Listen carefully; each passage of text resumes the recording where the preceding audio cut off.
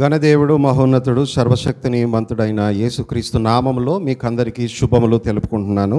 ఈ ఆదివారము మనకి ఎంతో ప్రాముఖ్యమైన దినము, రోజు. ఎందుకంటే దేవునిని ఆరాధించి మన వాక్యం చదివి దేవునిని ఆరాధించగలిగే గొప్ప భాగ్యము దేవుడు మరి ఒకసారి మనకు దేవుడు ఇచ్చాడు అన్న సంగతి మనకి ఎంతైనా హర్షదాయకము.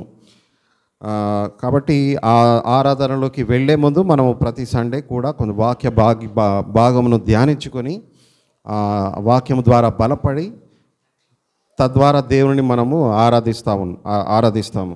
సో కీర్తనలు 44వ అధ్యాయము మనము లాస్ట్ సండే పార్ట్ 1 మొదటి భాగము మనం చదువుకున్నాము, మొదటి వచనం చదువుకున్నాము. ఇవాళ అదే మొదటి వచనంలో ఇంకా కొన్ని ప్రాముఖ్యమైన సంగతులను నేను జ్ఞాపకం చేయాలని నేను ఇష్టపడుతున్నాను. దేవుడు నా మీద భారము ఉంచాడు. కాబట్టి మనము ఒక చిన్న ప్రార్థన చేసుకొని మనము ముందుకెళ్దాము. కృపా సత్య సంపన్నుడు అయిన మా పరలోకపు తండ్రి, మీ ఘనమైన నామమునకు మేము ప్రభువా వందనాలు చెల్లించుకుంటూ ఉన్నాం తండ్రి. మీ నామములో మాత్రమే తండ్రి మా అతిశయమై ఉన్నది. ఇప్పుడు మేము వాక్యము ధ్యానము చేస్తూ ఉండగా ప్రభువా తండ్రి, ప్రతిదీ తండ్రి మీ ఆధీనములో ప్రభువా తండ్రి ఉంచుకోండి. ప్రభువా మీ వాక్యము తండ్రి మా వినికిడిలో తండ్రి మీ నామము హెచ్చించబడినట్లు, ఘనత మహిమ ప్రభావములు మీకే చెల్లబడినట్లుగా తండ్రి మేము మనవి చేస్తూ ఉన్నాం. అట్లాగే నన్ను మీ బోరగా వాడుకొనండి, సహాయం చేయండి. మీ చేతి పనిముట్టుగా తండ్రి నన్ను వాడుకొనమని విని వారందరికీ కూడా తండ్రి ప్రభువా మరి వారి యొక్క ఆత్మీయ అవసరతలు అక్కరలు నీకు ముందే తెలిసి ఉన్నవి కాబట్టి ప్రభువా వారి అక్కరలను తీర్చుమని, బలపరచుమని, మమ్మల్ని మీ కృపలో ఎదగనిమ్మమని యేసు ప్రభువు ప్రశస్త నామంలోనే ఈ ప్రార్థన అడిగి వేడుకుంటూ ఉన్నాం తండ్రి, ఆమేన్. కిందటి ఆదివారము మనము మొదటి వచనము చదువుకున్నాము. ఎన్నో చదువుతుండగా ధ్యానం చేస్తూ ఉండగా దేవుడు మనకి ఎన్నో ఇన్స్ట్రక్షన్స్ ఇస్తూ ఉన్నాడు. మరి మొదటి వచనము ఏమని చెప్తుందంటే, దేవా పూర్వకాలమున మా పితరుల దినములలో నీవు చేసిన పనిని గూర్చి మేము చెవులారా వినియున్నాము, మా పితరులు దానిని మాకు వివరించిరి. సో 44వ కీర్తన కూడా 42, 43వ కీర్తనకు ఆ కోవకు చెందిన కీర్తనే. 44వ కీర్తన ఎటువంటిది అనంటే 42, 43 ఏ విధంగా రాయబడిందో, ఏ థీమ్ అయితే ఉందో అదే థీమ్ ఇక్కడ 44లో కంటిన్యూ చేయబడుతూ ఉంది. 42, 43లో సో 43వ అధ్యాయము ఇప్పుడు 5వ వచనము ఎలా ఉంది?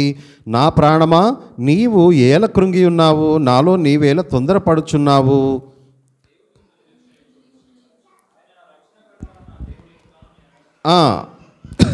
అయితే నా దేవా నా ప్రాణము నాలో కృంగి ఉన్నది అని డిఫరెంట్ వచనాలలో మనము చూస్తూ ఉన్నాం. ఇట్లాగే మరి 44 ఇక్కడ కూడా మరి 44వ అధ్యాయము 25వ వచనము చూస్తే, మా ప్రాణము నేలకు కృంగి ఉన్నది, మా శరీరము నేలను పట్టి ఉన్నది. ఓకే, సో అదే థీమ్. ఇంకా విమోచన ఇంకా రాలేదు, విడుదల రాలేదు, తను పడుతున్న కష్టంలో విడుదల రాదు. మరి తేడా ఏంటి? సేమ్ ఏంటి 42, 43, 44లో ఈ మూడింటిలో సేమ్ అంటే ఏంటి? సిమిలర్గా ఉన్నది ఏంటి? వ్యత్యాసం ఉన్నది ఏమిటి? సిమిలర్గా ఉన్నది ఏంటి అంటే తన కష్టాలు, విడుదల రాలేదు, ఇంకా ఆ కష్టంలోనే ఏ కష్టంలో అయితే ఉన్నాడో అదే కష్టంలో కొనసాగుతూ ఉన్నాడు. ఆ కష్టం వచ్చినా నేను ఏమంటున్నాడు? ఇంకను కొనసాగుతాను అని అక్కడ అంటే 44లో ఏమంటున్నాడు?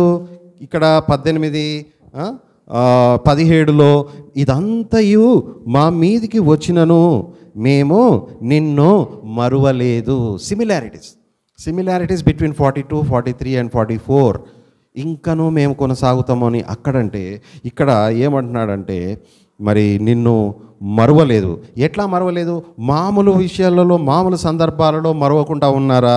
అది ఇదంతయు మా మీదకి వచ్చినను, ఇదంతా మా మీదకి వచ్చింది అంటే ఎవరు తెప్పించారు? దేవుని దగ్గర నుంచి వచ్చిన శ్రమ. ఇదంతయు మా మీదకి వచ్చినను మేము నిన్ను మరువలేదు అని అంటున్నాడు. నీ నిబంధన మీరు నీ నిబంధన మీరి ద్రోహులము కాలేదు అని అంటున్నారు.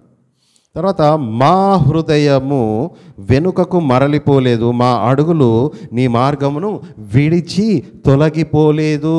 అంటే దేవునికి ఇంకా ఇష్టడుగానే ఉన్నాను అన్న సంతోషం. శ్రమలలో కూడా తను rejoicing. What is the difference between being a happy and joyful? What is the difference between being a happy and joyful? సాడ్నెస్లో కూడా మరి పాల్ సేస్ ఏంటి? ఎల్లప్పుడూ ఆనందించుడు, ఎల్లప్పుడూ ప్రభువునందు ఆనందించుడు. శ్రమలలో ఆనందించడం అంటే ఇగో ఇది, శ్రమలలో ఆనందించడం. ఎందులో ఆనందిస్తున్నాడు? ఎందులో అతిశయము? మా అతిశయము దినమెల్లా. 8వ వచనం చూడండి, 44:8 వచనము. దినమెల్లా మేము దేవుని యందు అతిశయపడుచున్నాము. ఈ దినమెల్లా దేవుని అతిశయం ఉన్నది. ఈ అతిశయము ఎటువంటి సందర్భంలో ఉన్నది? ఈ అతిశయం ఎటువంటి సందర్భంలో ఉన్నది? 16వ వచనం చివరి భాగం. నేను దినమెల్లా నా అవమానమును తలపోయిచున్న, అవమానము దినమెల్లా అవమానము పొందుకుంటూ, తర్వాత ఇక్కడ మళ్ళీ ఇంకా వేరే చోట కూడా దినమెల్లా అని వస్తుంది. ఎక్కడ?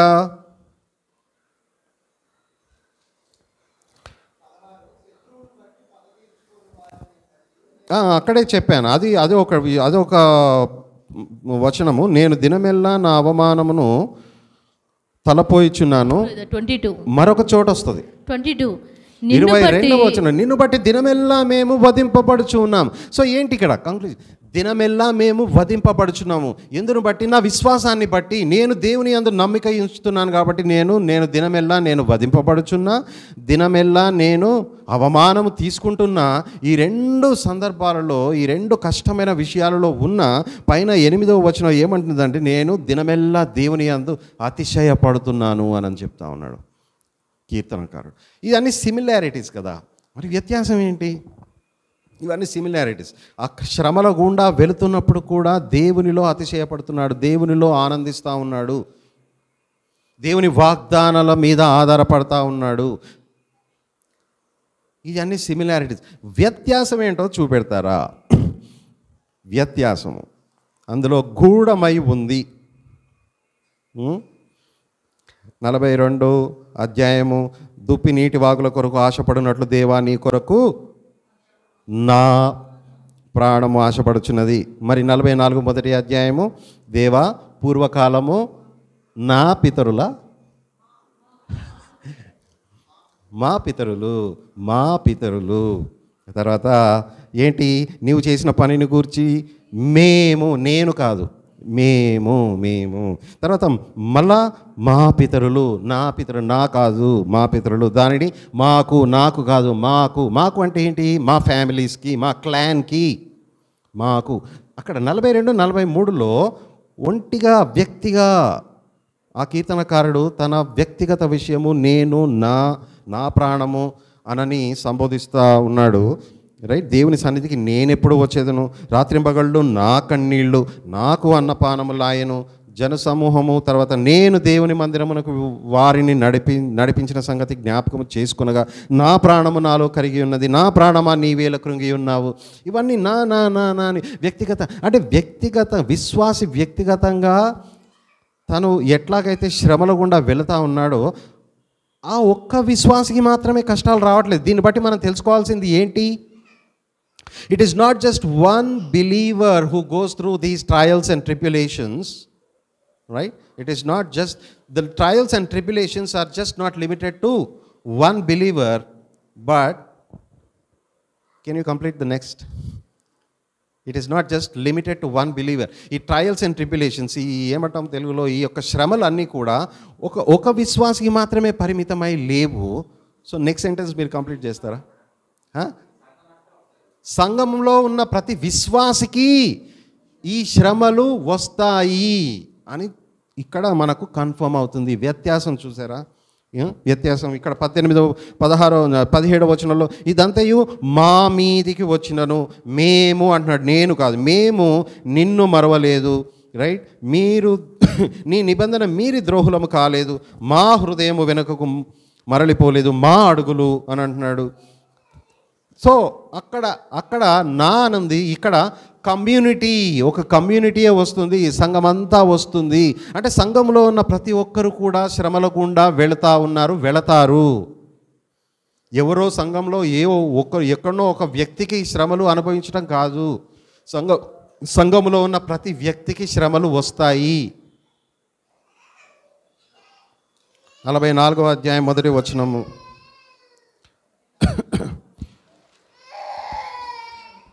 అయితే మరి నేను పూర్వకాలమున మా పితరుల దినములలో నీవు చేసిన పనిని గూర్చి మేము చెవులారా వినియున్నాము.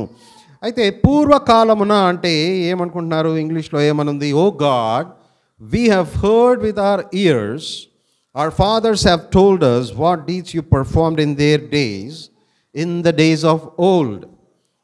In their days and in the days of old. పూర్వకాలమున అంటే ఏమిటి?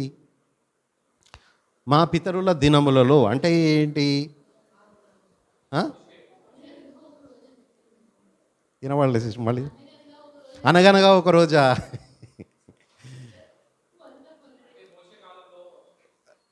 మోషే కాలంలో. అవును, ఇప్పుడు ఇక్కడ కీర్తనకారుడు కోరహు ఈ కోరహులు రచించింది మరి మోషే కాలంలో ఉన్నప్పుడే ఈ కోరహు కుమారులు మోషే కాలంలోనే ఉన్నారు కదా.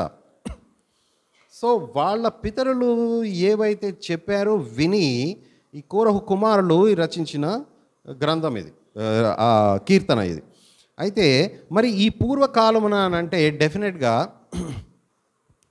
ఇదే కోవకు చెందిన వచనాలు. 1 యోహాను 1వ అధ్యాయము 1వ వచనము చూస్తే ఎట్లా ఉంది? 1 యోహాను 1వ అధ్యాయము 1వ వచనము.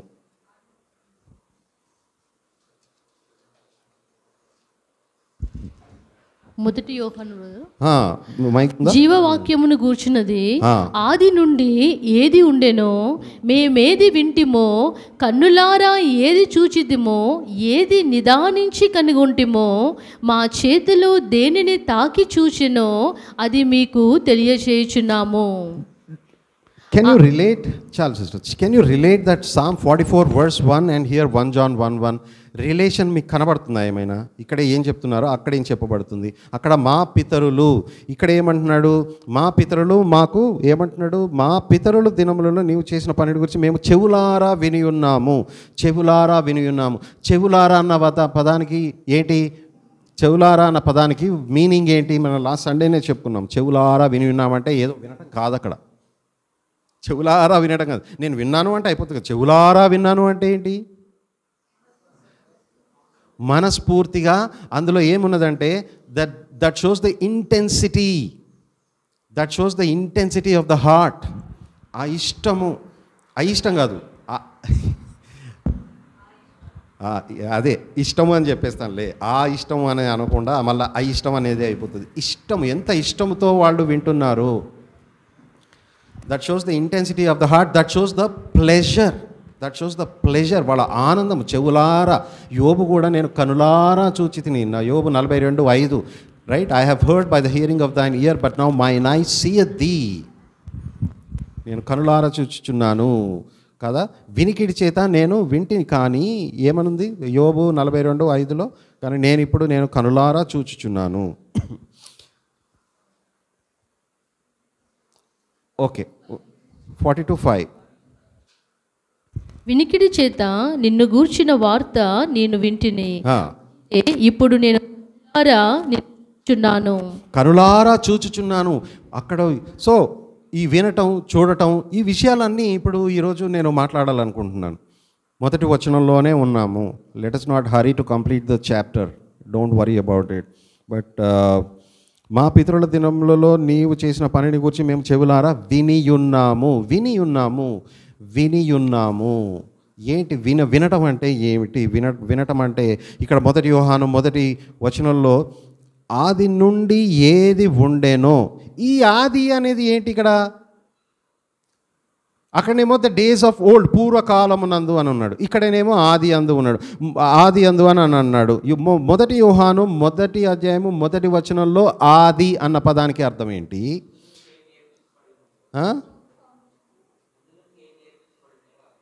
అదే మొదటి అంటే ఏంటి? మొదటి అంటే జగత్తు పునాది వేయబడక మునుపా. యోహాను 1వ అధ్యాయంలో 1వ వచనం ఏంటి? ఆది అందు వాక్యం ఉండను. ఆదికి ఇక్కడ ఈ ఆదికి తేడా ఏంటి, వ్యత్యాసం ఏంటి?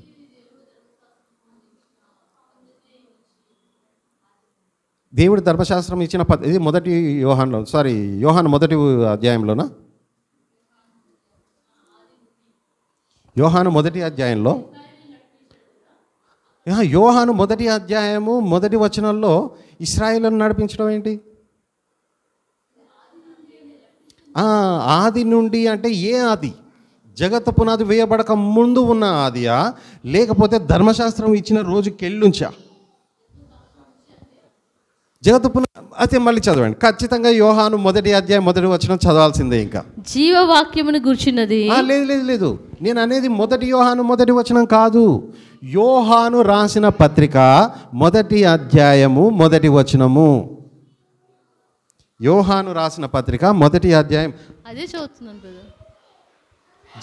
జీవవాక్యమును గూర్చినది ఆది నుండి ఏది ఉండెనో మేము ఏది వింటిమో సిస్టర్, మీరు మొదటి వాక్యం చదువుతున్నారా?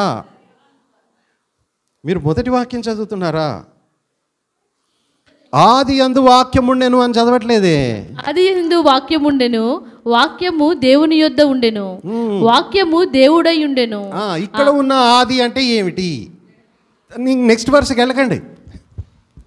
నెక్స్ట్ వర్స్కి ఇప్పుడు వద్దు. మనం మాట్లాడేది ఆది అన్న వచనం గురించి మాట్లాడుతూ ఉన్నాం, రైట్? తర్వాత ఓకే, సెకండ్ వర్స్ అంటే ఆయన ఆది యందు దేవుని యొద్ద. ఈ 2వ వచనం తీసుకున్నా ఆయన ఆది యందు దేవుని యొద్ద ఉండేను అంటే ఈ ఆది ఏంటి? మొదటి 2 వచనాలలో ఉన్న ఆది ఏంటి? మోషే కాలంలో ఉన్న ఆదియా, లేకపోతే ఏంటి?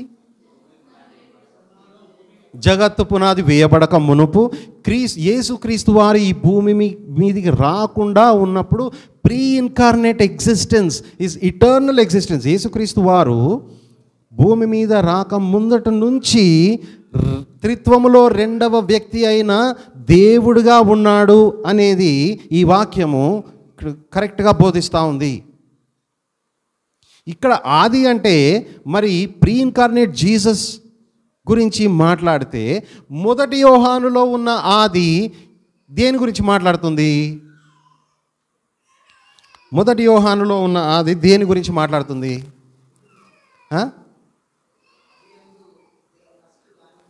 ఈ జగత్తు పునాది వేయబడక మునిపే, అవునా? చూద్దాము మరి అక్కడ ఆది యందు. మరి ఆది యందు వాళ్ళు చూడలేదు కదా, వాళ్ళు వినలేదు కదా. జగత్తు పునాది వేయబడక ముందు వీళ్ళు ఎట్లా వింటారు? అది ఇక్కడ 1 జాన్లో అంటే ఇప్పుడు మనం 3 వచనాలు చూస్తున్నాం. సామ్ 44లో పితరులు నేర్పించింది పూర్వకాలము, అది ఒకటి. అది ఆది అంటే అది ఒకటి. ఇంకొకటి ఏంటంటే యోహాను 1st చాప్టర్ 1st వచనం జగత్తు పునాది వేయబడక మునుపు ఉన్న ఆది. తర్వాత 1 యోహాను 1వ వచనంలో ఉన్న ఆది ఏంటి? అది ఏంటి? అది కూడా జగత్తు పునాది వేయబడక మునుపు ఉన్న ఆదియా, లేకపోతే ఆది నుండి ఏది ఉండెనో. తర్వాత అయితే ఇప్పుడు వాళ్ళు వినేది ఏంటి? ఆది నుండి ఏదైతే విన్నారో అంటే జగత్తు పునాది వేయబడక మునుపు ఏదైతే ఉండేనో దాని గురించి వాళ్ళు విన్నారు. అంటే వాళ్ళ పితరులు చెప్పింది విన్నారు. విని ఏమంటున్నారు ఇక్కడ? విని మేము ఏది వింటిమో, అయితే వాళ్ళు విన్నారు, తర్వాత కనులారా చూచారు, తర్వాత నిదానించి కనుగొన్నారు, తర్వాత మా చేతులు దేనిని ఇక్కడ 4 విషయాలు ఉన్నాయండి. ఇక్కడ 4 విషయాలు ఉన్నాయి. మేము ఏది వింటిమో, ఒకటేమో వినటం, ఒకటేమో చూడటం, ఇంకొకటేమో కనుగొనటం, తర్వాత మా చేతులు తాకి దేనిని తాకి చూచెనో. 4 క్రియాశీలకమైన టాంజిబుల్ ఎవిడెన్సెస్. టాంజిబుల్ అంటే తెలుసా? స్పృశించదగ్గవి, ప్రస్ఫుటమైనవి, స్పృశించదగ్గవి. అవి ఏమిటి? ఇక్కడ కనులారా చూచితిమి, వాళ్ళు చెవులారా విన్నారు, మేమేది వింటిమో కనులారా చూచితిమో దానిని నిదానంగా కనిగొంటిమి, మా చేతులు దానిని తాకెను, అది మీకు తెలియజేయుచున్నాను. జాన్ 1:1లో ప్రీ ఇన్కార్నేట్ క్రైస్ట్ గురించి చెప్పబడింది. కానీ ఇక్కడ 1 John 1:1లో కూడా ఆది అందు అన్నది అది ప్రీ ఇన్కార్నేట్ ఎగ్జిస్టెన్స్ గురించి, జీసస్ క్రైస్ట్ గురించి ప్రీ ఇన్కార్నేట్ అయినా కానీ ఈ రోజులలో వాళ్ళు అది చెప్తా ఉన్నారు. ఏమని చెప్తా ఉన్నారు? ఇప్పుడు పిల్లలకి ఫాదర్స్ అందరూ బోధించాలి. పిల్లలకి ఫాదర్స్ ఏమి బోధించాలి? పిల్లలకు బోధించాలి అంటే క్వాలిఫికేషన్ ఏమని చెప్పుకున్నాం లాస్ట్ సండే? ఆ ఫాదర్ వినాలి, కనులారా చూడాలి. ఆ తండ్రి చెవులారా వినాలి, కనులారా చూడాలి, తర్వాత నిదానంగా ఆ ఫాదర్ నిదానంగా కనుగొనాలి, తర్వాత మా చేతులు దేనిని తాకి చూచెనో. ఈ 4 విషయాలు ఫాదర్లో అవ్వాలి. అప్పుడు పిల్లలకు చెప్పాలి. సో ఫాదర్స్ ఇక్కడ ఏమని చెప్తున్నారో కూడా ఫస్ట్ రాయబడింది. అయితే మరి ఆ వచనాలు మనము చూద్దాం. ఇంకొక బిగినింగ్ కూడా ఉంది. ఇప్పుడు 2 Thessalonians 2:13 చదవండి. 2వ తెస్సలోనికీయులకు రాసిన పత్రిక 2వ అధ్యాయము 13వ వచనం చూడండి.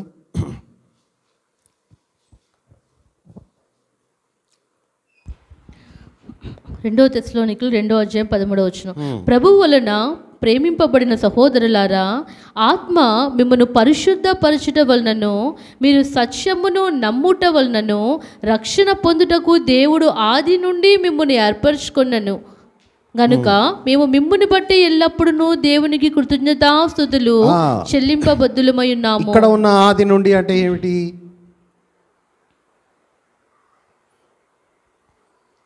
రక్షణను బట్టి ఏర్పరచుకోవటం అంటే ఇక్కడ ఆది అన్నదానికి ఏంటి? ఏర్పరచుకోవటం ఎప్పుడు జరిగింది? జగత్తు పునాది వేయబడక మనము. అట్లా మనము లేఖనాలను ఈ విధంగా వ్యాలిడేట్ చేసుకోవాలి. పక్కన ఏం చెప్తుంది, నెక్స్ట్ పదాలు ఏం చెప్తున్నాయి, ఆ లేఖనం మీద ఏం చెప్తుంది, ఆ లేఖనం కింద ఏం చెప్తుంది. ఫస్ట్ లోకలైజ్డ్ కాంటెక్స్ట్లో మీనింగ్ వెతకాలి. దాని తర్వాత ఇంటర్ప్రెట్ స్క్రిప్చర్స్ అంటే అదే సందర్భములో వచ్చే వేరే అధ్యాయాలలో, వేరే కీర్తనలలో ఇదే సందర్భం గురించి, ఇదే మీనింగ్ గురించి లేఖనాలు ఏం చెప్తా ఉన్నాయి. That is what we call as sola scriptura. Scriptures అంటే మనకి ఇందులో వ్యక్తిగతంగా మనం ఇంటర్ప్రిట్ చేసేది ఏమి ఉండదు ఇక్కడ. Scriptures always interprets scriptures. అట్లాగే ఇదే మొదటి యోహానులో 2వ అధ్యాయము 7వ వచనం చూస్తే, 7వ ప్రియులారా మొదటి నుండి మీకున్న పూర్వపు ఆజ్ఞనే కానీ, ఇక్కడ పూర్వపు ఆజ్ఞనే కానీ. ఇదేంటి పూర్వపు ఆజ్ఞ అంటే? ఇది ఏ ఆది? పూర్వపు ఆజ్ఞ కానీ క్రొత్త ఆజ్ఞ నేను మీకు రాయుట లేదు. ఈ పూర్వపు ఆజ్ఞ మీరు వినిన వాక్యమే. ఇదేంటి? ఇది జగత్తు పునాది వేయబడక మునుపు ఆదియా? కాదు. రైట్, మనకి ఇన్స్ట్రక్షన్స్ ఇవ్వబడింది.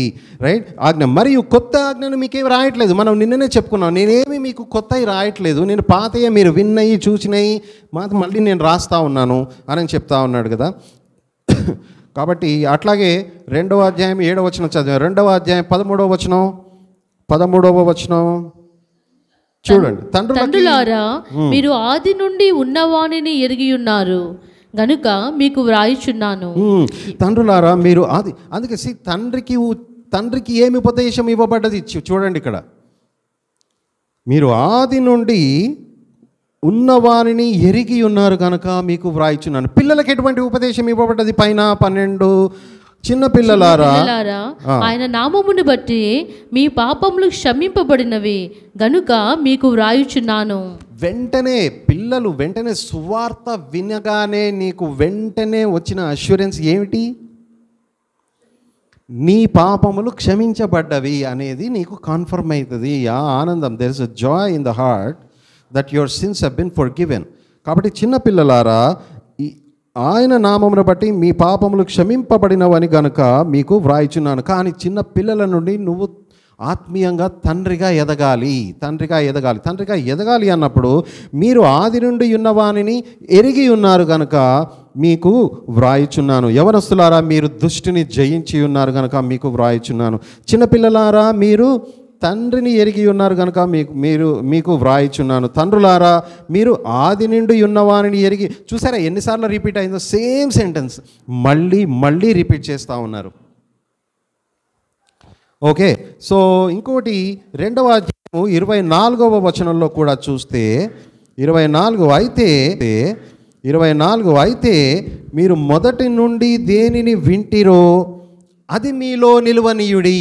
కీర్తనలు 44 కూడా మా పితరుల ద్వారా మేము వినియున్నాము. ఇక్కడ కూడా యోహాను గారు ఏం చెప్తున్నారంటే, మేము మొదటి నుండి మేము ఏదైతే విన్నామో, మీరు ఏదైతే విన్నారో, దేనిని వింటిరో అది మీలో నిలువనీయుడి. మీరు మొదట నుండి వినునది మీలో నిలిచిన ఎడల, అందుకే మనము వాక్యం పుల్పిట్ మీద నుంచి వాక్యం చెప్పబడుతుంటే అన్డీవియేటెడ్ ఫోకస్ తోటి వినాలి. రైట్. ఇక్కడ 24 మీరు మొదట నుండి వినినది మీలో నిలిచిన ఎడల మీరు కూడా కుమారుని అందును తండ్రి అందును నిలుతురు. నిత్య జీవమును గ్రహించునన్నదియే ఆయన తానే మనకు చేసిన వాగ్దానము. సో ఇక్కడ చూడండి, మీరు మొదటి నుంచి ఏదైతే విన్నారో ఆ విన్న దాంట్లోనే మీరు నిలబడండి అని అంటున్నాడు. విన్న దాంట్లోనే మీరు నిలబడండి అని అంటున్నాడు. కొత్త ఆజ్ఞ నేనేమి ఇవ్వట్లేదు, మీరు విన్న దాంట్లో మీరు నిలబడాలి అన్నారు. ఒకవేళ మీరు విన్న దాంట్లో నిలబడితే దాని రిజల్ట్ ఎట్లా ఉంటుంది? మీరు కూడా కుమారుని యందును తండ్రి యందును నిలుస్తారు అని అంటున్నారు. సో వినడం యొక్క రిజల్ట్ ఏంటి? నిలవటం, నిలకడగా ఉండటం. కుమారుడి యందు తండ్రి యందు నిలకడ. సో వినటం. ఓకే, ఇంకొక క్వశ్చన్ అడుగుతా, మీరు చెప్పండి. విన్న తర్వాత నీకు రక్షణ వస్తుందా? ఆల్రెడీ రక్షించబడ్డాక నువ్వు వింటావా ఏంటి? వినటం వలన విశ్వాసం. ఓకే, సో విన్న తర్వాతనే విశ్వాసం వచ్చేస్తుంది. విశ్వాసం విన్న తర్వాత వస్తుంది. కానీ వినడానికి నేను అపరాధముల ద్వారా పాపముల ద్వారా నేను చచ్చి ఉన్నోడిని నేను ఎట్లా వింటా? అసలు చచ్చిపోయి ఉన్నా కదా, నేను అపరాధముతోటి నా పాపముతోటి నేను చచ్చి ఉండగా దేవుని జీవము నుండి వేరు పారై ఉండగా ఇంకా అంధకారములో నేను జీవిస్తూ ఉండగా సువార్త వస్తుంది, సువార్త వినిపిస్తుంది. కానీ నాకు వినడానికి నాకు చెవులు లేవే. నా మొత్తం తల నుండి అరికాలు దాకా పాదము వరకు నేను పూర్తిగా పుండ్లతో రోగముతో నేను చచ్చి ఉన్నాను. మరి బయట వాక్యము వస్తే నేను అప్పుడు వాక్యం విన్న తర్వాత నా గొర్రె నా స్వరం వినును. కరెక్టే, నా గొర్రె నా స్వరము వినును అంటే వినడానికి అక్కడ వాడు మేక ఉండాలా, గొర్రె ఉండాలా?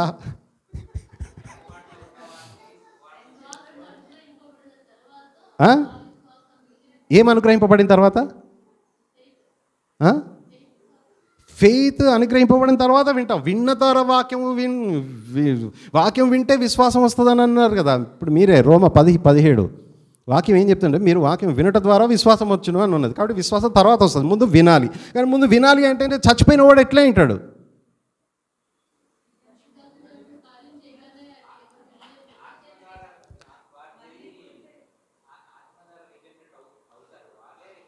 మళ్ళీ చెప్పండి, ఆ పదం కరెక్ట్గా రావట్లే.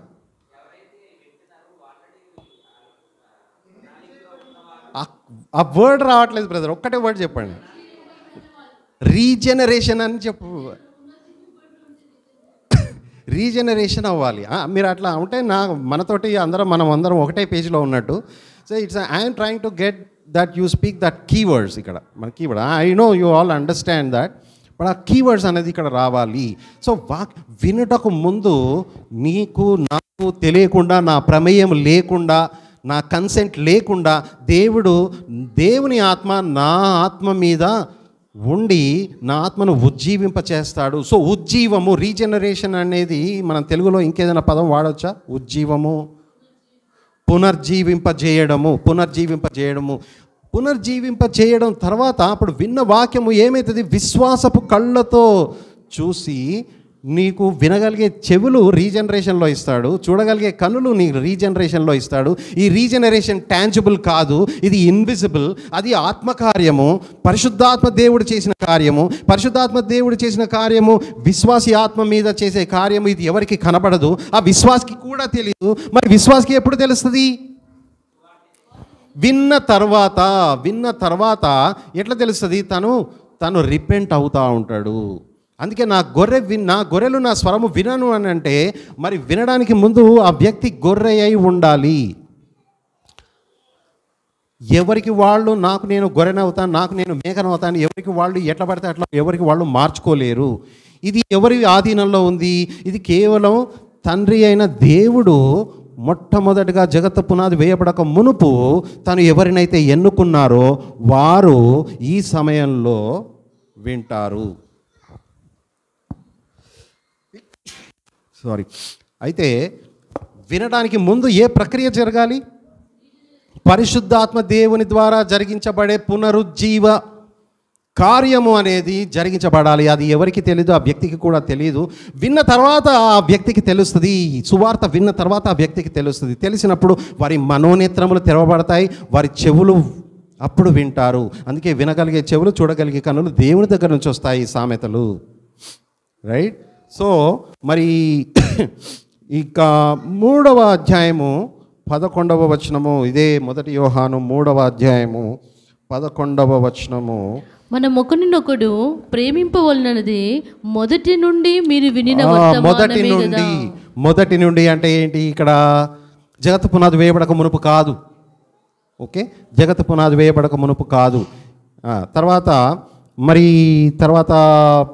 8వ వచనం కూడా పైన చూడండి. 8వ వచనము, అపవాది మొదటి నుండి పాపము చేయుచున్నాడు. ఈ మొదటి ఎప్పుడు?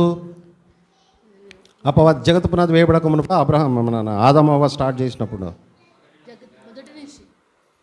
మొదటి నుంచి అండి, మళ్ళీ మొదటి నుంచి అని మీరు చెప్తే ఎట్లా? నేను అడిగిందే అది. మళ్ళీ మీరు అదే మొదటి నుంచి అంటే ఏ మొదటి నుంచి?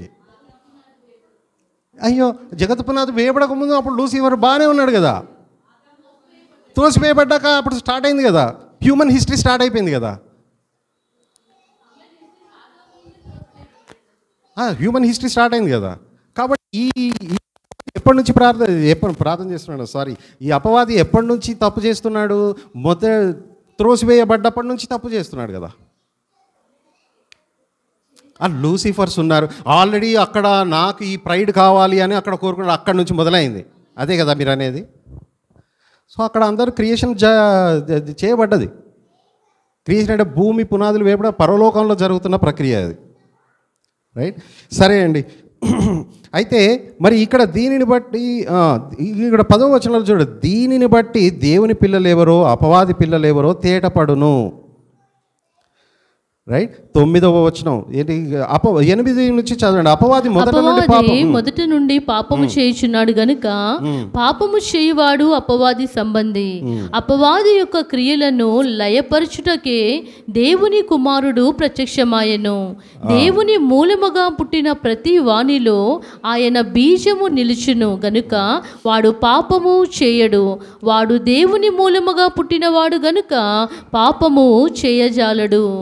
ఓకే, సో నేను జస్ట్ కొన్ని ఫ్లేవర్స్ ఇక్కడ చూపిస్తున్నాను. మొదటి అంటే ఎక్కడ చూడు, మొదటి అనగానే అంతటా ఎప్పటికీ జగత్తు పునాది వేయబడటం అనేది సబ్స్టిట్యూట్ చేసుకుంటా బ్లైండ్ ఒక కంపైలర్ లెవెల్లో x=2 అనే వాల్యూ సబ్స్టిట్యూట్ చేసుకుంటా వెళ్ళి అంటే సబ్స్టిట్యూట్ చేయకూడదు. It is just interpretation. The way we have to interpret the scriptures is we need to local కాంటెక్స్ట్లో ఉన్న మీనింగ్ ఏంటి, దాని తర్వాత ఫార్ అదర్ స్క్రిప్చర్స్లో ఉన్న కాంటెక్స్ట్, సిమిలర్ కాంటెక్స్ట్లో ఉన్న మీనింగ్ ఏంటి అనేది మనము తీసుకోవాలి. అందుకోసమే నేను there is a difference between in the beginning and there from the beginning. 1 John 1:1 is from the beginning. John 1st chapter 1st verse is in the beginning. Okay, so there is a difference. The second thing is ఏంటంటే తండ్రి పిల్లలకు చెప్పాలి, అన్నీ వినాలి, కళ్ళారా చూడాలి, చేతుల ద్వారా స్పృశించాలి, తర్వాత తాకాలి, ఇవన్నీ అని అంటున్నాడు. అవన్నీ అయిపోయిన తర్వాత మనకేమొస్తుంది? మనకు ఒక అండర్స్టాండింగ్ అని వస్తుంది కదా. 1 John 5th chapter. Okay, 1 John 5th chapter and he hath given us the understanding. ఈ అండర్స్టాండింగ్ వచ్చిన తర్వాత అప్పుడు మనము నిలవబడతాము. 1 John 5th chapter 20th verse చూడండి, 20th verse 22nd verse ఉంటుంది. Or 1 John 5:7 కదా, 1 John 5:7 దగ్గర చూడండి. These three agree as one and he has come and given us an understanding. 5. యేసు దేవుని కుమారుడని నమ్మువాడు తప్ప లోకమును జయించువాడు మరెవడును లేడు. తర్వాత ఓకే. నీళ్ళ ద్వారాను రక్తము ద్వారాను వచ్చినవాడు ఈయనే, అనగా యేసు క్రీస్తే. ఈయన నీళ్లతో మాత్రమే గాక నీళ్లతోనూ రక్తముతోనూ వచ్చెను. ఆత్మ సత్యము గనుక సాక్ష్యమిచ్చువాడు ఆత్మయే. సాక్ష్యమిచ్చువారు ముగ్గురు, అనగా చదవమంటారు. అండర్స్టాండింగ్ అనే వచనం ఎక్కడ కనబడట్లేదు ఏంటి? Maybe is it missed?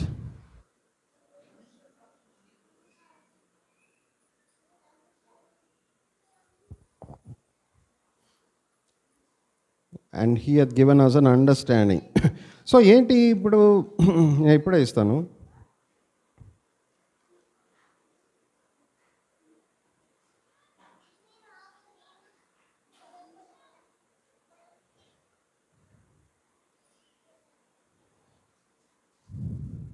One John 5:20.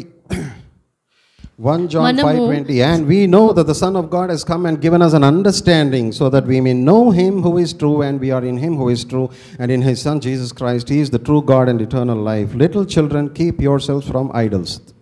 తెలుగులో చదవండి. మనము సత్యవంతుడైన వానిని ఎరుగవలెనని దేవుని కుమారుడు వచ్చి మనకు వివేకము అనుగ్రహించి ఉన్నాడని ఎరుగుదుము. ఫస్ట్ మనం వినాలి. సో ఇక్కడ మనకు ఒక ప్రోగ్రెసివ్ గ్రోత్ అనేది ఇక్కడ కనబడుతుంది.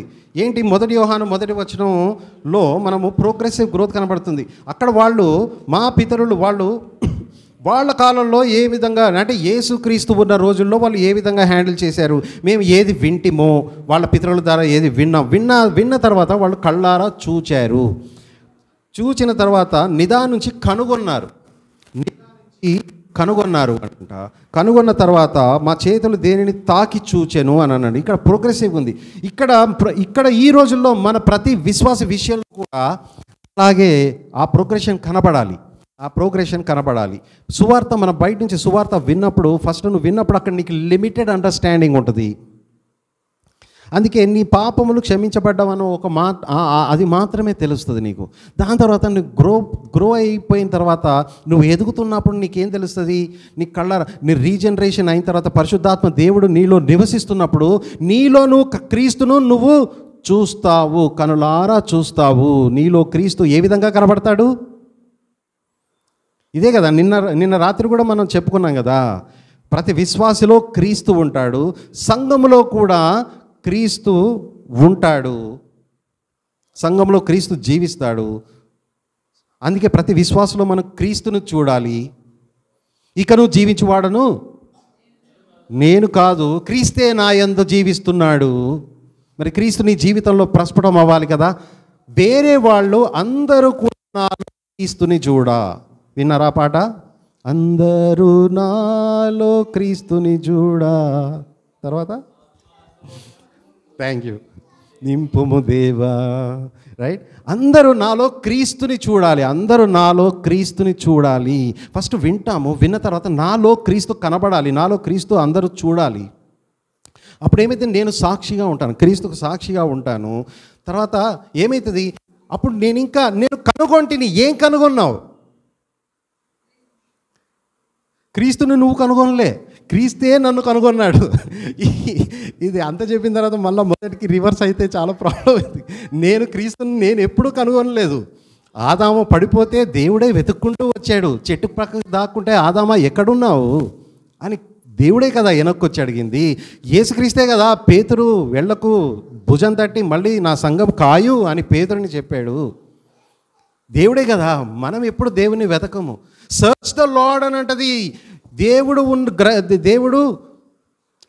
దొరుకు కాలమునే ఆయనను వెదకుడి అంటది. వెదకుడి అనే కమాండ్ ఉంది. వెదకుడి అనే కమాండ్ ఉండగానే నీకేదో బలం ఉన్నట్టు నువ్వు వెతుకుతావని కాదు. అక్కడ కమాండ్ ఉంది. ఆ కమాండ్ నువ్వు చేయకపోతే నువ్వు శాపగ్రస్తుడు అవుతావు. నువ్వు వెతకాలి, అది కమాండ్ ఉంది. కానీ వెతికే ఇంట్రెస్టే నీకు లేదు. ఎందుకంటే నీలో ఉన్న ఆశ, దేవుని పట్ల నీకు ఆశ అసలు ఏమీ లేదు. రీజనరేషన్ అయిన తర్వాతనే స్టార్ట్ అవుతుంది. అది రీజనరేషన్ అయిన తర్వాత అది స్టార్ట్ అవుతుంది. సో ఏం చెప్పుకున్నాం మనం ఇక్కడ? ఏం కనుగొన్నావు నువ్వు? ఏం కనుగొన్నావు? ఏమి నిదానించి కనుగొన్నదేంటి?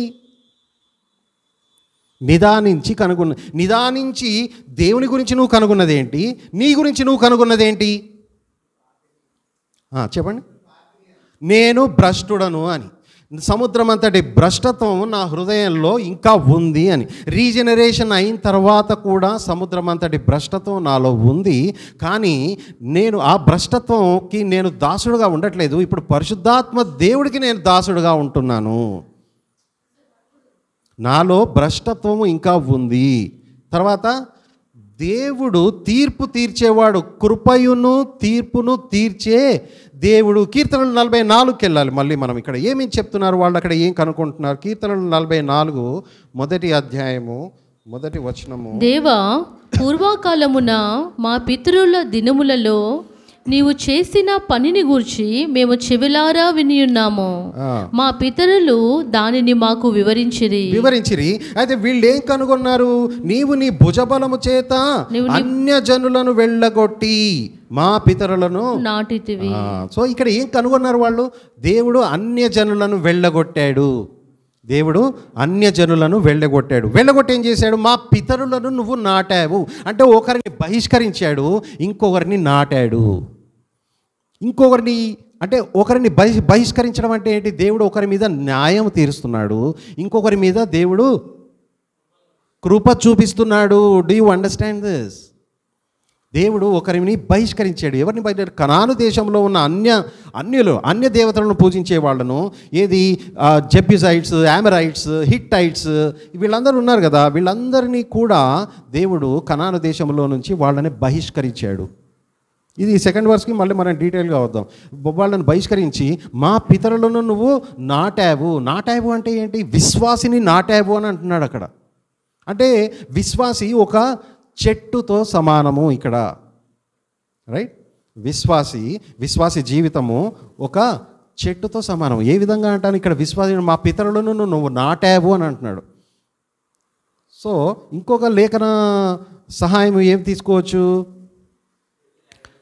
దుష్టుల ఆలోచన చొప్పున నడువక, పాపుల మార్గమున నిలువక, అపహాస కూర్చుండక, యెహోవా ధర్మశాస్త్రమునందు దివారాత్రమును ధ్యానించువాడే ధన్యుడు. తర్వాత అతడు నీటి కాలువన యోరను నాటబడిన ఆకు వాడక తన కాలమందు ఫలమిచ్చు చెట్టు వలె నుండును. So am I right? విశ్వాసి ఒక చెట్టుతో పోల్చాడు, ఒక చెట్టు వలె నుండును. ఆకు వాడక తన కాలమందు ఫలమిచ్చు చెట్టు వలె నుండును. ఫలమిచ్చు చెట్టు, నువ్వు కూడా ఫలమిచ్చు చెట్టు. ఎవడైనా కానీ ఈ ఫలము కనబడకపోతే ఆ కొమ్మ నరికి ఎక్కడ? ఎగ్జాక్ట్లీ యోహాను 15 ఈ ఫలములు మీరు ఫలించకపోతే ఆ కొమ్మను నరికి నేను అగ్నిలో పారేస్తాను అని అన్నాడు. కాబట్టి మీరు ఎవరితో అంటకట్టబడి ఉండాలి? మీరు I am the vine and you are the branches. మా పితరులను నాటితివి అని అంటే ఇందులో ఇదంతా వస్తుంది. మా పితరులను నాటితివి అని అంటే అక్కడ నాటాడు. ఇంకొక మొక్కను కూడా నాటాడు, ఫలము లేని మొక్క. ద్రాక్ష తోటలో ఏంటది? అంజూరపు చెట్టు. ఫలమేమి ఇవ్వట్లే. దాని కాలమందు నాటలేదు కదా, ఏ కాలమందైనా అక్కడ అసలు ఫలమే రావట్లేదు, ఫలము లేనిది. సో అంజూరపు చెట్టు గురించి మనము మళ్ళీ that will B a separate discussion. But ఫలము లేని మొక్కలు కూడా ఉన్నాయి. నువ్వు ఫలం ఇచ్చేటట్టు నువ్వు ఉండాలి అని దేవుడు కోరుకుంటున్నాడు. మా పితరులను నువ్వు నాటితివి 44వ అధ్యాయం. సో ఇది ఫిజికల్గా వాళ్ళు చూశారు. యోహాను ఇంకా పేతురు వీళ్ళందరూ కూడా విన్నారు, దేవునిని చూశారు, కళ్ళారా చూశారు, తాకారు, వేలు పెట్టి దేవునికి క్రీస్తుకైన గాయాలలో వేలు పెట్టి చూచి తాకితిమి అనని తోమా అన్నాడు. అని తోమా వేళ్ళలో వేలు పెట్టి చూచిన తర్వాత తోమా ఏమన్నాడు? నా దేవా నా ప్రభువా అన్నాడు. That will be the result. నా దేవా నా my lord and my God. John 20:28, యోహాను 20:28. సరే, మనము ఇంకా ముందుకెళ్దాం. ఈ విన్న తర్వాత నువ్వు నీ పిల్లలకి నువ్వు వాక్యం చెప్పిన తర్వాత ఎట్లా ఉండాలి ఆ రెస్పాన్స్? ఒకవేళ నిజంగా ఆ వాక్యం ఆ వ్యక్తి రీజనరేట్ చేయబడితే రెస్పాన్స్ ఎట్లా ఉంటుంది? విన్నవాళ్ళు రెస్పాన్స్ ఎట్లా ఉండాలి అని అంటే చూస్తారా? యేసు ప్రభు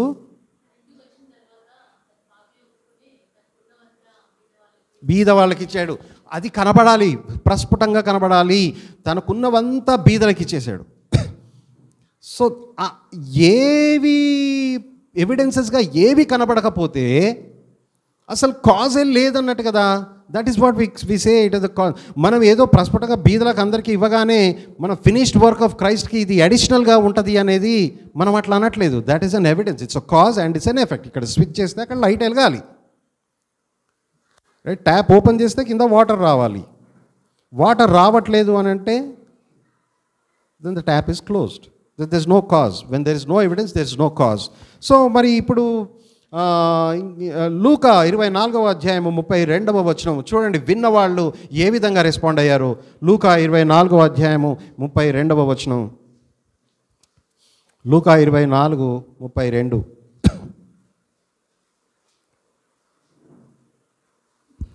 అప్పుడు వారు ఆయన త్రోవలో మనతో మాట్లాడుచు లేఖనములను మనకు బోధపరచినప్పుడు మన హృదయము మనలో మండుచుండలేదా అని ఒకనితో ఒకడు చెప్పుకొనిరి. ఆమేన్. యేసుక్రీస్తు వారు ఆ ఎంఐఎస్ మార్గమున ఇద్దరు అక్కడ వెళ్తూ ఉంటే, త్రోవ మార్గమున వెళ్తూ ఉంటే యేసు ప్రభు వారు అక్కడ చెప్పారు. చెప్తే వీళ్ళు ఏమంటున్నారు, ఆయన మనకు చెప్పినప్పుడు మన హృదయం మండుచుండట్లేదా, మండుచుండట్లేదా.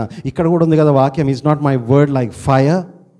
ఎక్కడుంది అది? ఇర్మియా, జెరమాయా 23:29, ఇర్మియా 23వ అధ్యాయము 39వ వచనం. ఆ ఫైర్ నీలో ఉందా? లేకపోతే అట్లాగే ఎన్ని వాక్యాలు చెప్పినా ఇట్లాగే పడుకొని ఇట్లా ఎంత బండ మీద నీళ్లు పోసినట్టుగా నీకు అట్లా ఉన్నావా? ఇంకిపోవాలి కదా వాక్యము. ఇర్మియా 23వ అధ్యాయము 39వ వచనం. కాగా మేము మిమ్మును ఎత్తివేయుచున్నాను, మీకును మీ పితరులకును నేను ఇచ్చిన పట్టణమును. బ్రదర్ ఇర్మియా 23:39 కాదా? 29 నా మాట అగ్ని వంటిది కాదా, నా బండను బద్దలు చేయు సుత్తి వంటిది కాదా. కాబట్టి తమ జతవాని యుద్ధ నుండి నా మాటలను దొంగిలించు ప్రవక్తలను నేను విరోధిని. సో నా మాట అగ్ని వంటిది కాదా అని అన్నాడు. కాబట్టి ఆ తండ్రులు పిల్లలకు చెప్పిన తర్వాత పిల్లలలో ఈ విధమైన మార్పులు మనము చూడాలి. ఈ విధమైన మార్పులు మనం చూడాలి. అది వినగానే నువ్వు చెప్పంగానే వచ్చేది కాదు. అది ఎన్ని నువ్వు వచ్చిన పిల్లలు ఏ విధంగా అయినా ఎటువంటి సంవత్సరాలు పిల్లలకు చెప్తానే ఉండాలి. ఏది పెళ్లి చేసుకున్న తర్వాత ఇంకా అయిపోయింది అనేది కాదు. పిల్లలు పెళ్ళి అయిపోయిన తర్వాత వాక్యం చెప్పడం, నువ్వు తండ్రి పోయే వరకు కూడా పిల్లలకి వాక్యము చెప్పొచ్చు కదా. ఎవరి అడ్మినిస్ట్రేషన్ వాళ్ళకు ఉండొచ్చు, కానీ తండ్రి పిల్లలకు వాక్యం ఎప్పటి వరకైనా చెప్పొచ్చు. ఏలి తన పిల్లలకి చెబితే ఏలి వినలేదు. అయితే ఇక్కడ వినికిడి గురించి మనం మాట్లాడుతూ ఉన్నాం. ఇట్లాగే ఏలి కుమారుడు ఎవరు?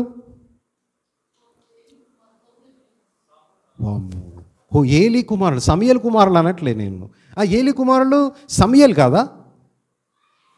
దెన్ ఈ ఏలి సమయల్తో కదా చెప్పేది, దై సర్వెంట్ హియర్.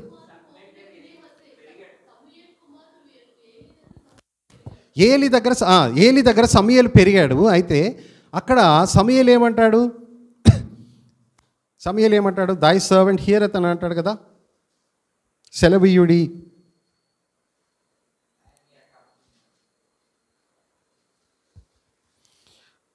ఫస్ట్ శామ్యూయల్ 3:9, మొదటి సమూయేలు 3:9 చదవండి. అదే అక్కడ ఏలి దగ్గర పెరిగాడు, కుమారుడు కాకపోవచ్చు, ఏలి దగ్గర పెరిగాడు. 3వ అధ్యాయం 9వ వచనం. Eli said unto Samuel, Go, lie down, and it shall be, if he call thee, that thou shalt say, Speak, Lord, for thy servant heareth. So Samuel went and lay down in his place. నీవు పోయి పండుకొమ్ము, ఎవరైనాను నిన్ను పిలిచిన యెడల యెహోవా నీ దాసుడు ఆలకించుచున్నాడు, ఆజ్ఞ నిమ్మమని చెప్పుమని సమూయేలుతో అనగా సమూయేలు పోయి తన స్థలమందు పండుకొనెను. సో అక్కడ దేవుడు మాట్లాడతాడు కదా, 3 సార్లు పిలుస్తాడు. అక్కడ స్పీక్ ఫర్ దై సర్వెంట్ హియర్ అని అక్కడ సమూయేలు అక్కడ అనడం చూస్తాము. కాబట్టి దేవుడు మాట్లాడతాడు.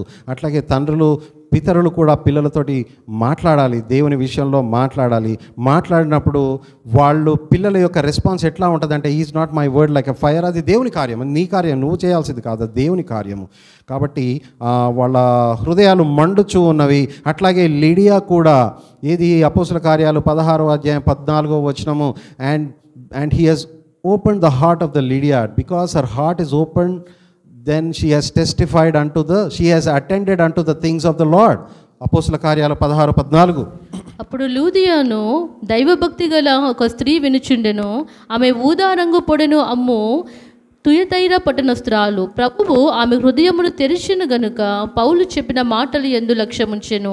ఆమెయు ఆమె ఇంటి వారును బాప్తిసం పొందినప్పుడు ఆమె, నేను ప్రభు విశ్వాసము గలదానని మీరు ఎంచితే నా ఇంటికి వచ్చి ఇండుడని వేడుకొని మిమ్మను బలవంతము చేసెను. మమ్మును బలవంతము చేసెను. నా ఇంటికి వచ్చి ఉండండి అని చెప్తుంది. నేను ప్రభు వలన నేను రక్షింపబడ్డాను అని చెప్పి షీఈస్ ఇన్వైటింగ్. సో ఇక్కడ పిల్లల రెస్పాన్స్ ఆ విధంగా ఉండాలి. తర్వాత తండ్రులు చెప్పడం విషయంలో ఏమి చెప్పాలి అంటే, should talk about God's justice and God's mercy. దేవుని యొక్క తీర్పు గురించి, దేవుని యొక్క కృప గురించి. He has drove out the nations అని ఉంది కీర్తన 44:2వ వచనంలో. He has driven out the nation. వాళ్ళని నువ్వు బహిష్కరించావు, ఒకరిని బహిష్కరించాడు. ఎందుకు? వాళ్ళు దేవుని దగ్గరికి రాలేదు, వాడు ఇంకా అన్య దేవతలని పూజిస్తూ ఉన్నారు. రైట్? ఎవరైనా అన్య దేవతలను పూజిస్తే హృదయాలను పరిశీలించే దేవుడు, పరిశోధించే దేవుడు ఎరుగడా అని ఇదే 44లో మనం చదువుకున్నాం కదా ఇప్పుడే. ఎక్కడ 44వ అధ్యాయము 44వ కీర్తన 20వ అధ్యాయం. మా దేవుని నామమును మేము మరచి ఉన్న ఎడల, అన్య దేవతల తట్టు మా చేతులు చాపి ఉన్న ఎడల, హృదయ రహస్యములు ఎరిగిన దేవుడు ఆ సంగతిని పరిశోధింపక మానునా. ఈ విధంగానే కనాను దేశంలో ఉన్న హిత్తీలు, జెబిజైట్స్, ఆమరైట్స్ వీళ్ళందరూ కూడా అన్య దేవతలను పూజిస్తూ ఉన్నారు. కాబట్టి వాళ్ళను బహిష్కరించాడు. వాళ్ళను బహిష్కరించి ఇక్కడ ఈ ఇశ్రాయేలు వాళ్ళని అక్కడ కనాను దేశంలో నాటాడు. ఇప్పుడు పిల్లలకు చెప్పేటప్పుడు మనము చెప్పవలసింది God's justice and God's mercy. మనకు పిల్లలు చెప్పేటప్పుడు మనం కరెక్ట్గా చెప్పాలి. యేసు ప్రభువు కూడా కొన్ని కరెక్ట్ చేశారు. మీరు ఒకప్పుడు ఇలా విని ఉన్నారు, కానీ నేను చెప్పినది ఇప్పుడు వినండి అని. గుర్తుందా? మత్తయి 5వ అధ్యాయము 21వ వచనం చూడండి. మత్తయి 5వ అధ్యాయము 21వ వచనం. నరహత్య చేయవద్దు, నరహత్య చేయువాడు విమర్శకు లోనగునని పూర్వీకులతో చెప్పిన మాట మీరు వినియున్నారు కదా. చాలు సిస్టర్, పూర్వీకులు చెప్పిన తర్వాత కాబట్టి నేను మీతో చెప్పినదేమనగా, తన సహోదరుని మీద కోపపడు ప్రతివాడు విమర్శకు లోనగును.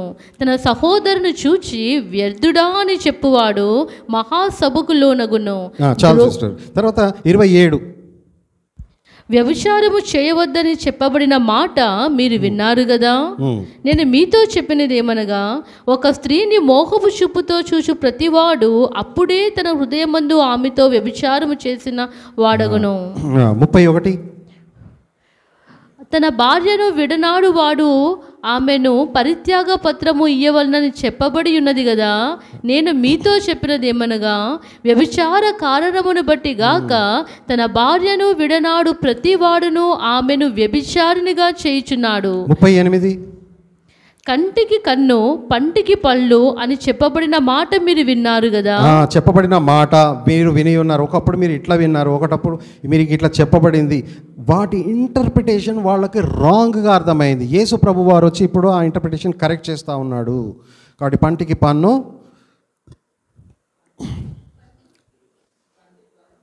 కంటికి కన్ను పంటికి పళ్ళు అని చెప్పబడిన మాట మీరు విన్నారు కదా. నేను మీతో చెప్పినది ఏమనగా, నిన్ను కుడి చెంప మీద కొట్టువాని వైపునకు ఎడమ చెంప కూడా త్రిప్పుము. శత్రువుని ప్రేమించాలి అని చెప్పి దాని ఇంటర్ప్రిటేషనే మొత్తము చేంజ్. ఎందుకంటే పరిసయ్యులు ఆ ఇంటర్ప్రిటేషన్ అంతా చేంజ్ చేశారు. పరిసయ్యులు అక్కడ ఫారిసీస్ అండ్ సాడ్యూసీస్, అందుకే క్రీస్తు వారు వాళ్ళని వైట్ వాష్ సెపల్చర్స్ అన్నారు. నువ్వు కూడా, నేను కూడా నా పిల్లలకి నాలో క్రీస్తు ఏదైతే అకాంప్లిష్ చేయడో అది నేను వాళ్ళకి పిల్లలకి చెప్తే నేను కూడా ఒక పరిసైడ్ లెక్కనే అవుతాను. I will also become. Let us not become Pharisees and Sadducees just like that. Let us not be a whitewashed sepulchres. We have to speak. We have to speak only that which is accomplished by the Lord in our lives. And 43, నీ పొరుగువాని ప్రేమించి నీ శత్రువులను ద్వేషించమని చెప్పబడిన మాట మీరు విన్నారు కదా. నేను మీతో చెప్పినదేమనగా, మీరు పరలోకముందున్న మీ తండ్రికి కుమారులై ఉండునట్లు మీ శత్రువులను ప్రేమించుడి. సో విన్నారు కదా, చెప్పబడింది కదా, మీరు అట్లా విన్నారు. కానీ నేను ఇప్పుడు వచ్చి నేను ఇంకా దాన్ని ఫుల్ఫిల్ చేస్తున్నా. ధర్మశాస్త్రం కొట్టివేయడానికి రాలేదు. ధర్మశాస్త్రం చెప్పిందంతా కరెక్టే. ఆ చెప్పిన దాన్ని నేను ఫుల్ఫిల్ చేయడానికే వచ్చాను. కానీ మీరు ప్రాపర్ యూసేజ్ చేయట్లేదు. అది స్పిరిచువల్ గిఫ్ట్ అయినా కానీ, ఈ ధర్మశాస్త్రం యొక్క ఆజ్ఞనైనా కానీ, అంటే మీరు ఒక సర్ఫేస్ లెవెల్కి మాత్రమే నరహత్య చేయొద్దు అంటే ఒక కత్తి తీసుకొని డైరెక్ట్గా వెళ్ళి వాడు వచ్చేదాకా కొడితేనే చంపుతున్నారు అనుకుంటున్నారు. కానీ నీ సహోదరుని ద్వేషిస్తే నువ్వు చంపినట్టే అని క్రీస్తు నిర్వచించారు. సో ఈ విధంగా మనం మన పిల్లలకు చెప్పాలి. ఈ విధంగా మనం మన పిల్లలకు చెప్పాలి. మరి అందుకే చెప్పేవాళ్ళు కరెక్ట్గా చెప్పాలి. తర్వాత వినేవాళ్ళు కూడా కరెక్ట్గా వినాలి. వినేవాళ్ళు చెప్పేవాళ్ళు ఎన్నైనా చెప్తారు. ఎట్లా చెప్తారు చెప్పేవాళ్ళు? ఓ మీ దేవుడు అందరినీ ఎలెక్ట్ చేయడు, మీ దేవుడు కొంతమందినే ప్రేమిస్తాడు, మీ దేవుడు మమ్మల్ని ప్రేమించాడు అని అంటారు. మేమందరం నరకానికి పోయేటోళ్ళం, మీరేమో పరలోకానికి పోయేటోళ్ళు కదా. అట్లని చెప్పి మీ దగ్గరికి ఎంతమంది వస్తున్నారమ్మా? ఎంత తిప్పి కొడితే 10 మంది లేరు మీ దాంట్లో, లేకపోతే 10 మంది లేరు. మా దగ్గర చూడు, జనాలకు తండోపతండాలుగా మా దగ్గరకు వస్తున్నారు. మీది కరెక్టా? మాది కరెక్టా? ఇంకా ఏమన్నారు బ్రదర్? ఇంకా మీ మీ మీ జీవితం చాలా హీనమైన జీవితం అని అంటారు. ఎందుకంటే అన్ననే ఉంటారు, మీరు అదే కష్టంలో ఉంటారు. వాళ్ళకేమి ఇట్లా ప్రాస్పెరిటీ ప్రీచింగ్, వాళ్ళకేంటి ఇదిగో నువ్వు ఇట్లా కష్టపడి ఉంటే, నీకు అనారోగ్యమై ఉంటే నువ్వు తప్పుడు బోధలో ఉన్నావు, నువ్వు తప్పుడు మనిషివి, అనారోగ్యం రావటమే తప్పు అని అంటారు. మంచిగా పెద్ద పెద్ద కార్లలోనే ఉండాలి, కార్లలోనే పోవాలి అని అంటారు. ఎందుకంటే నువ్వు రాజువి. లిటిల్ హెరిసీ డాక్టర్ని తీసుకొస్తారు, నువ్వు ఒక రాజువి, నీకు ఎక్కడ కొదువుగా ఉండకూడదు, నువ్వు ఎక్కడ అడుగు పెడితే ఆ అడుగు ఆ ల్యాండ్ అంతా నీదే అంటారు. గవర్నమెంట్ పర్మిషన్ నీకు అవసరం లేదంటారు. చాలా ఉన్నాయి, అట్లా చాలా ఉన్నాయి. So what are you suppose to do then? Do you give an ear to those false heresies? Should you give an ear to them? వినాలా? మార్కు 4వ అధ్యాయం 24వ వచనం ఏం చెప్తుంది? మార్కు 4వ అధ్యాయము 24వ వచనం ఏం చెప్తుంది? మరియు ఆయన మీరేమి వినుచున్నారో జాగ్రత్తగా చూచుకొనుడి. మీరెట్టి కొలతతో కొలుతురో మీకును అట్టి కొలతతోనే కొలువబడును. Take heed what you hear. మీరు ఏమి వినుచున్నారో జాగ్రత్తగా చూచుకొనుడి అని అంటున్నాడు. Somebody just comes and say నీది తప్పు. యోబు కూడా అట్లాగే చెప్పారు కదా. యోబు వాళ్ళ ఫ్రెండ్స్ ఏమన్నారు? నీకు ఇంతగానో నువ్వు పేదరికంలో ఉన్నావు, నీకున్న ఆస్తి అంతా పోయింది, నీకు ఇది కృష్ణరోగం వచ్చింది, నీ భార్య వదిలేశారు, కాబట్టి నువ్వు ఏదో తప్పు చేసావు కాబట్టే దేవుడు నిన్ను ఇట్లా శిక్షిస్తున్నాడు, నీ దగ్గరనే తప్పు ఉంది, నువ్వు అందుకే దేవుడు నిన్ను శిక్షిస్తున్నాడు.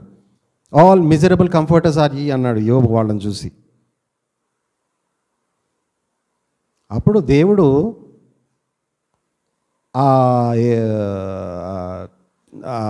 అతని ఆ పేరు తెలియదు కానీ ఆ వ్యక్తిని నేను నిన్ను క్షమించను, యోబు నీ గురించి ప్రార్థన చేస్తే కానీ నేను నిన్ను క్షమించను అని దేవుడు ఆ వ్యక్తితో అంటాడు.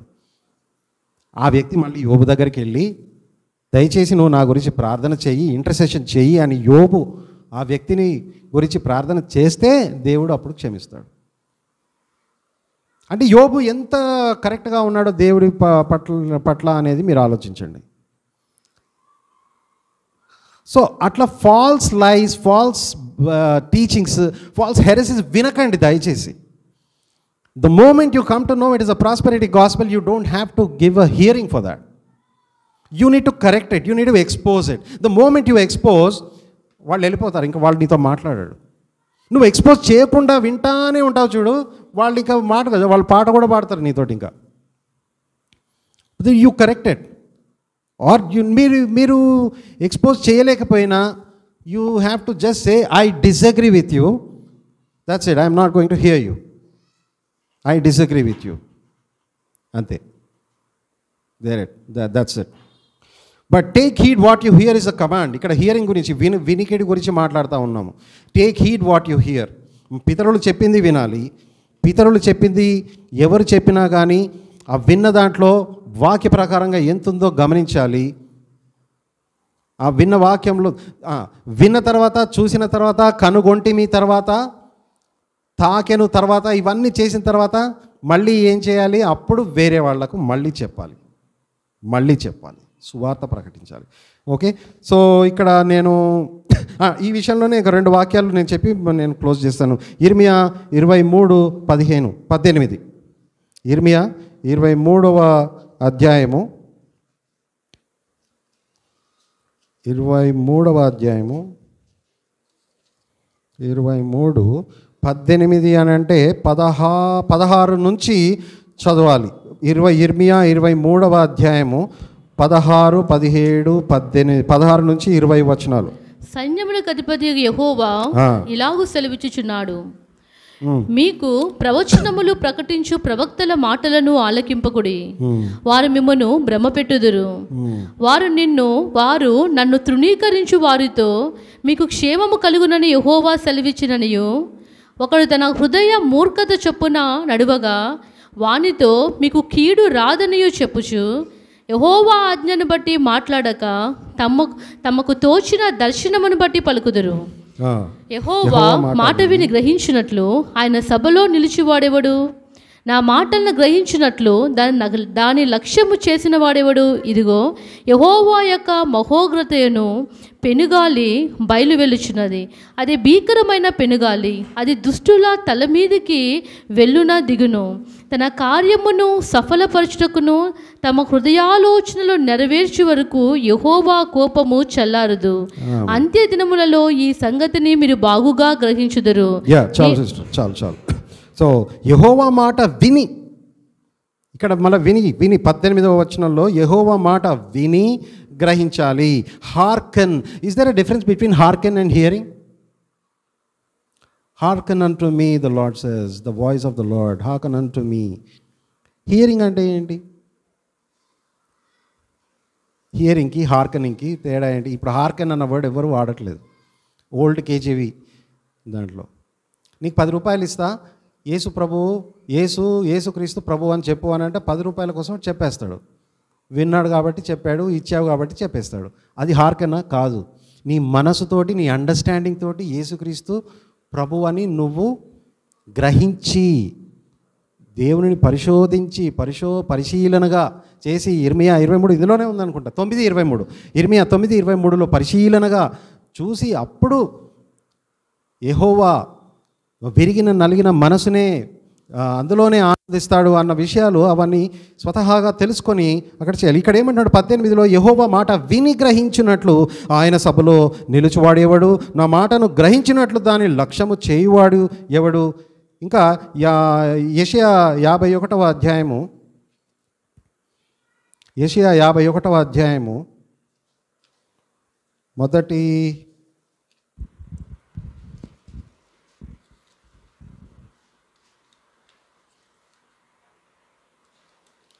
51వ అధ్యాయము మొదటి వచనం, నీతిని అనుసరించుచు యెహోవాను వెతుకుచుండు వారలారా నా మాట వినుడి. తర్వాత 4వ వచనం చూస్తే, నా ప్రజలారా నా మాట ఆలకించుడి, నా జనులారా నాకు చెవియొగ్గి వినుడి. ఉపదేశము నా యొద్ద నుండి బయలుదేరును, జనములకు వెలుగు కలుగునట్లుగా నా విధిని నియమింతును, నేను ఏర్పరచు నా నీతి సమీపముగా ఉన్నది. కాబట్టి చూడండి, ఆలకించుడి, వినుడి అని ఇక్కడ చెప్పబడుతుంది. అట్లాగే 46వ అధ్యాయంలో ఇంతకుముందే చదువుతూ ఉండే 46వ అధ్యాయము 46వ